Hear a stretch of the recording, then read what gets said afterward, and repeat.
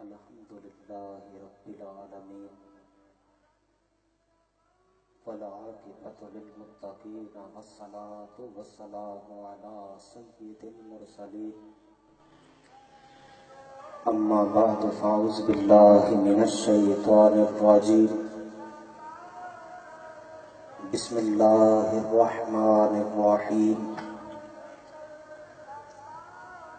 وَلِمَنْ خَافَ مَقَامَ رَبِّهِ جَنَّتَانِ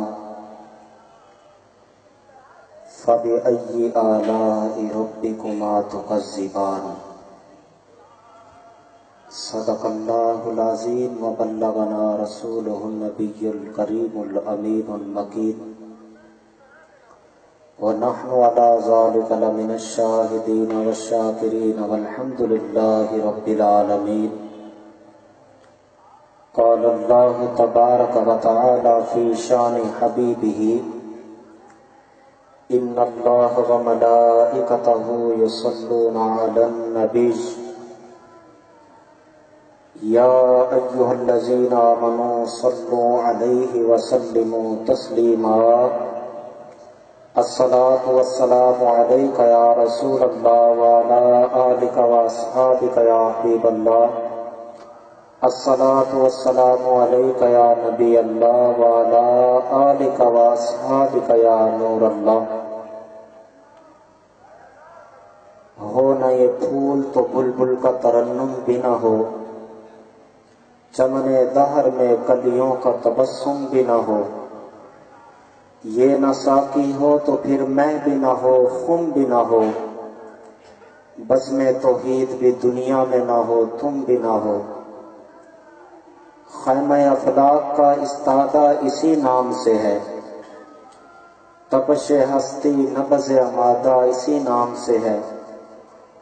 دشت میں کوثار میں میدان میں ہے، بحر میں موج کی آغوش میں طوفان میں ہے. چین کے شہر مراکش کے بیابان میں ہے، اور پوشیدہ مسلمان کے ایمان میں ہے. کہ محمد سے وفا تو نے تو ہم تیرے ہیں، یہ جہاں چیز ہے کیا لوح و قلم تیرے ہیں.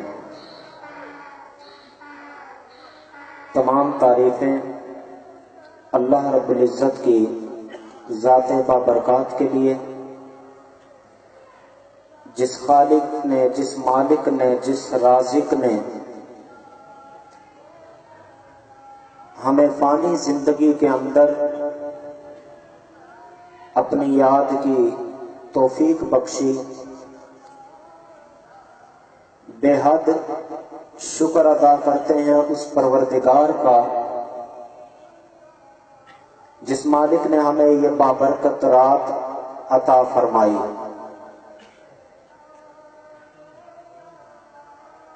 اور میں مبارکباد پیش کرتا ہوں نوجوانوں کو جنہوں نے اس خوبصورت اجتماع کا انعقاد کیا.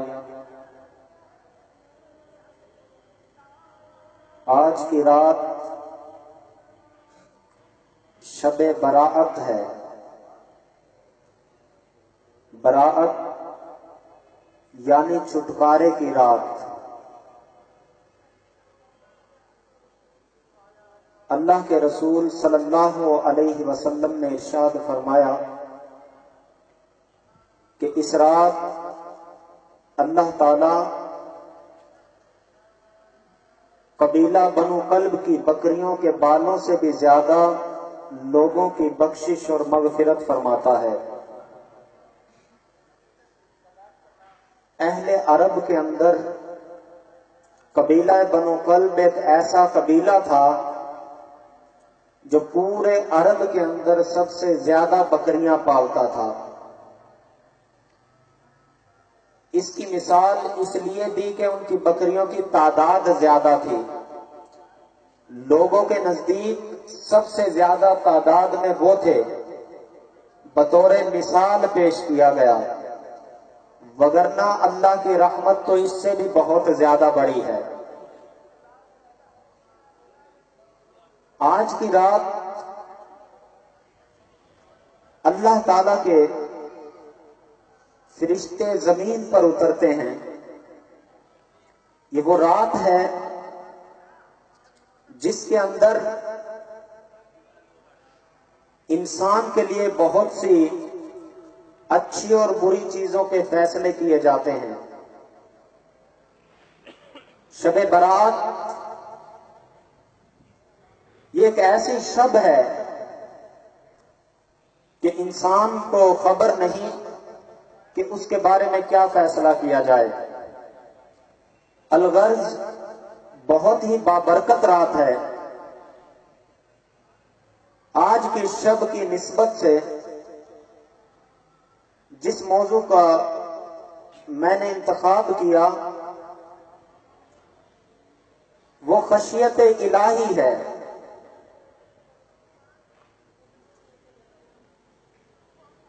خشیت الہی جس انسان کے اندر موجود ہو وہ انسان گناہ کرنے سے ڈرے گا۔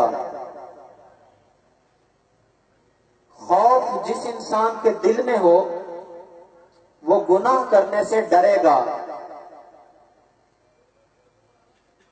اور جس دل میں خوف نہ ہو وہ انسان بآسانی گناہ کرنے میں کامیاب ہو جاتا ہے۔ اللہ تبارک و تعالی نے قرآن مجید برہان رشید میں کئی مقامات پر اپنے خوف کے متعلق ارشادات فرمائے۔ ایک جگہ فرمایا وَلِمَنْ خَافَ مَقَامَ رَبِّهِ جَنَّتَانِ، اور جو اپنے رب کے حضور کھڑا ہونے سے ڈرے اس کے لیے دو جنتیں ہیں۔ عمل کیا ہے کہ اپنے پروردگار سے ڈرنا ہے، اجر کیا ہے؟ دو جنتیں۔ اگر ہم اپنے اعمال پر غور و فکر کریں تو ہم تو ایک جنت کے بھی مستحق نہیں، ہمیں تو ایک جنت کی بھی امید نہیں، لیکن رب تعالیٰ فرماتا ہے کہ جو میرے خوف میں رہے اس کے لیے دو جنتیں ہیں۔ قرآن مجید میں ارشاد فرمایا یا ایھا الذین آمنوا اتقوا اللہ وقولوا قولا سدیدا، اے ایمان والو اللہ سے ڈرو اور سیدھی بات کہو۔ یہاں پر بھی ہمیں ڈر کا حکم دیا گیا کہ اللہ سے ڈرتے رہو۔ اس کے بعد قرآن مجید برہان رشید میں سورہ بقرہ کے اندر ارشاد فرمایا وَإِيَّايَ فَارْهَبُونَ، اور خاص میرا ہی ڈر رکھو، دل کے اندر صرف اللہ کا ڈر رکھو۔ پھر فرمایا وَاتَّقُوا يَوْمًا تُرْجَعُونَ فِيهِ إِلَى اللَّهِ، اور اس دن سے ڈرو جس دن اللہ کی طرف پھر جاؤ گے۔ اس دن کو یاد رکھو، اس دن سے ڈرو جس دن اللہ کی طرف لوٹنا ہے۔ پھر فرمایا ان المتقین فی مقام امین، بے شک ڈر والے امان کی جگہ میں ہیں۔ سورہ دخان میں فرمایا کہ بے شک ڈر والے امان کی جگہ میں ہے۔ اللہ کا خوف، اللہ کا ڈر یہ کوئی ایسی چیز نہیں کہ انسان کے بیٹھے بیٹھے دل میں پیدا ہو جائے، بلکہ اس کے لیے انسان کو عبادات، ریاضات، مجاہدات کرنے پڑتے ہیں، تو اللہ تعالیٰ اس انسان کے دل میں اپنا خوف عطا فرما دیتا ہے، اور پھر وہ اس قدر اللہ سے ڈرنے لگتا ہے کہ وہ ہر عمل، نیک عمل بھی کرتا ہے، نیکی بھی کرتا ہے، عبادت بھی کرتا ہے، لیکن اللہ سے بھی ڈرتا ہے۔ عصر حاضر کے اندر ہم روز و شب گناہ میں گزارتے ہیں، اس کے باوجود بھی ہمارے دلوں میں خوف خدا موجود نہیں. خوف خدا کی کوئی کیفیت پیدا نہیں ہوتی. کہیں ایسا تو نہیں کیا گناہ کرنے کے سبب اللہ تعالیٰ نے ہمارے دلوں سے خوف دور کر دیا ہو، یا ہمارے دل سیاہ پڑ گئے ہوں. اللہ کے نبی علیہ الصلوۃ والسلام کے بارے میں آیا حدیث پاک میں، ایک صحابی کہتے ہیں کہ میں رسول اللہ صلی اللہ علیہ وسلم کے پاس شرف ملاقات کے لیے گیا تو میں نے دیکھا کہ رسول اللہ صلی اللہ علیہ وسلم سجدے میں ہیں اور اس قدر گڑ گڑا رہے ہیں، گریہ وزاری کر رہے ہیں، اور آپ کے سینے سے ایک ایسی آواز آ رہی ہے جیسے کسی ہنڈیا میں پانی ابل رہا ہو. انبیاء اللہ تعالیٰ نے دنیا میں مبعوث فرمائے، وہ گناہوں سے پاک ہیں، گناہ نہیں کرتے، لیکن پھر بھی اس قدر اللہ کے خوف میں مبتلا رہتے ہیں، اس قدر اللہ سے ڈرتے ہیں کہ آقا علیہ الصلوۃ والسلام رات کو عبادت کرتے، آپ کے پاؤں پر ورم آ جاتی. فرمایا نصفہ او انقص منہ قلیلا، فرمایا کہ محبوب رات کا کچھ حصہ آرام کے لیے رکھو. میرے آقا علیہ الصلوۃ والسلام اس جہاں کے لیے رحمت بن کر آئے، لیکن دل کے اندر خوف اس قدر ہے کہ ہر وقت اللہ تعالیٰ کے خوف میں مبتلا رہتے ہیں. اللہ کے نبی سیدنا داؤد علیہ السلام جب سجدہ کیا تو اس قدر گڑ گڑائے، روئے کہ آپ کے آنسو زمین پر گرے اور انہی آنسوؤں پر گھاس اگنا شروع ہو گئی. اس قدر آپ روتے تھے. اللہ کے رسول صلی اللہ علیہ وسلم نے ارشاد فرمایا کہ ایک دن میرے پاس جبرائیل امین آئے اور بڑے غمگین اور خوف زدہ ہیں. میں نے پوچھا ہے جبرائیل، اللہ تعالیٰ نے آپ کو بلند بالا مقام عطا فرمایا، فرشتوں کا سردار ٹھہرایا ہے، اس قدر غمگین وجہ کیا ہے؟ فرمایا کہ یا رسول اللہ صلی اللہ علیہ وسلم، میں اللہ کے خوف سے ڈرتا ہوں، میں اللہ تعالیٰ کی خفیہ تدبیر سے ڈرتا ہوں، کہیں اس کی خفیہ تدبیر مجھ پر غالب نہ آ جائے. فرمایا کہ تو فرشتوں کا سردار ہے. کہا کہ شیطان تو مجھ سے بڑا بھی سردار تھا. اللہ تعالیٰ کی بارگاہ میں کتنے سجدے کیے، کتنی عبادات کی، لیکن جب اللہ تعالیٰ کی خفیہ تدبیر غالب آئی تو اس کی بارگاہ سے ملعون ہو کر نکل گیا. اس کے بعد جب شیطان کو نکالا گیا، جبرائیل میکائیل رونے لگے. اللہ تبارک و تعالیٰ نے پوچھا تم کیوں روتے ہو؟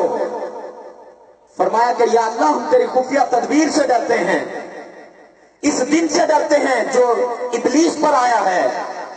تو اللہ تعالیٰ نے فرمایا کہ تم مجھ سے ڈرتے رہنا، امان پا جاؤ گے. مجھ سے ڈرتے رہنا، کبھی برائی میں مبتلا نہیں ہو سکتے. اللہ کا خوف انسان کے دل میں ہو تو وہ انسان کبھی برائی میں مبتلا نہیں ہوتا. اللہ تعالیٰ کی خوف واحد وہ علامت ہے جو انسان کو عبادت میں لذت عطا فرما دیتا ہے. سیدنا یحییٰ علیہ السلام ابھی بچپنے کا دور ہے، بچپنے کا دور ہے، پہاڑوں میں نکل جاتے اور اللہ کے حضور اس قدر گریہ وزاری کرتے کہ فرشتوں کو بھی اس پر رشک آتا. ایک مرتبہ آپ جنگلوں میں نکل گئے، دور دراز مقام پر ایک غار کے اندر جا کر اللہ کی عبادت کر رہے ہیں. آپ کی والدہ ماجدہ پیچھے تلاش کرتی کرتی پہنچی، دیکھا کہ بچپنے کا عالم ہے اور رو رہے ہیں، گریہ وزاری کر رہے ہیں. والدہ نے کہا بیٹا تو ابھی معصوم ہے، کون سا خوف، کون سا ایسا گناہ ہے جو تجھے اس قدر رلاتا ہے؟ چنانچہ ابھی تیری